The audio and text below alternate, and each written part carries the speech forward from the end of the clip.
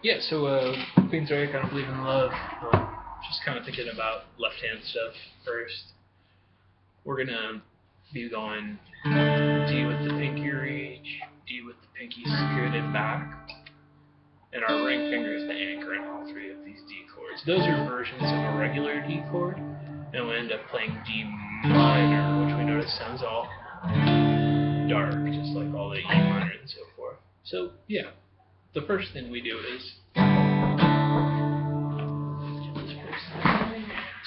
the last video.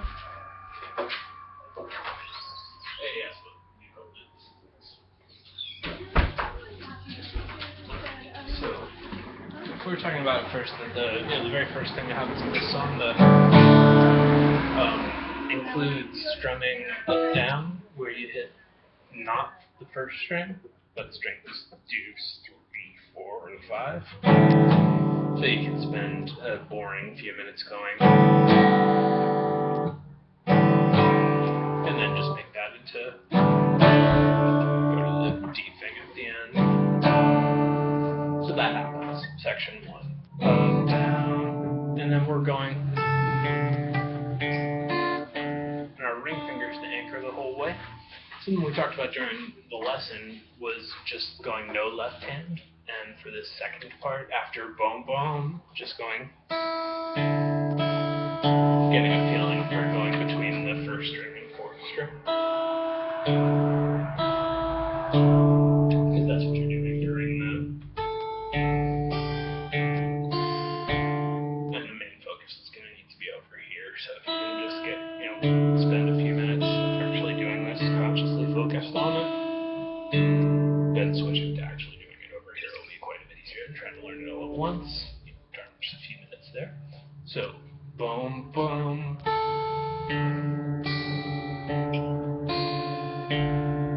There we are. Bum, bum.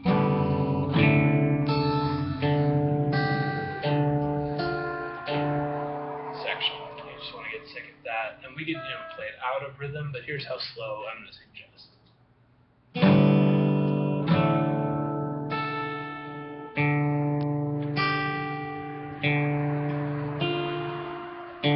As you're in between the stage. And then we learned a power chord. So cool. There's that. And we get our first power chord ever. E flat power chord. E flat. So it's 1, 3, 3. The things that potentially are going to trip you out are that it's like a spread. So you might subconsciously end up doing that or something like sandwiching up or doing that. So it's spread out. Something we didn't talk about during the lesson is that you want to let your first finger just touch all the other strings as opposed to fretting like this, so that it mutes them. So we're going to hear note, note, note, click, click.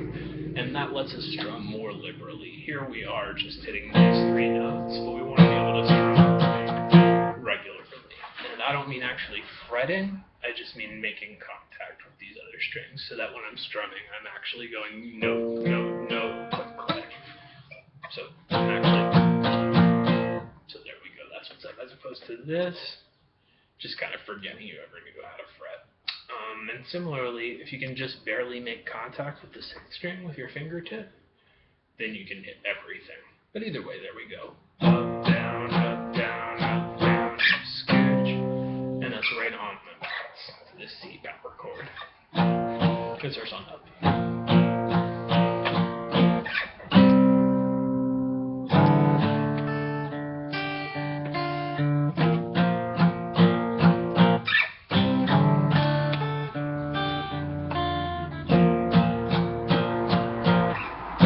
And it might actually just go the first time. Maybe it's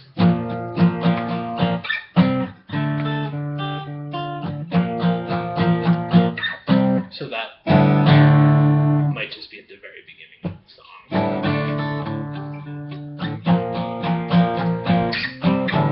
But you know about it. Alright, and there we go. There's our sections. That's what we're doing in that song. So theoretically, left hand wise, it'd be great to just do this.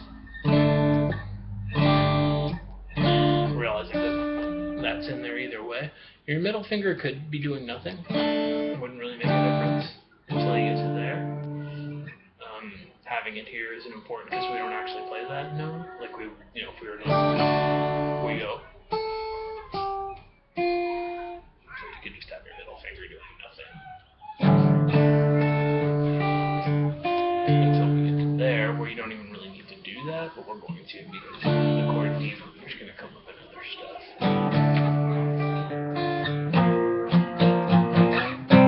Cool. But I would really just work on the pause, do it again, and then worry about the power chord bit, and not even necessarily worry about connecting the two. If you can go do dum dee da da fumble da da da da da da da fumble da boom da, that's kind of like a realistic expectation. Then zero in on the actual changes. Cool.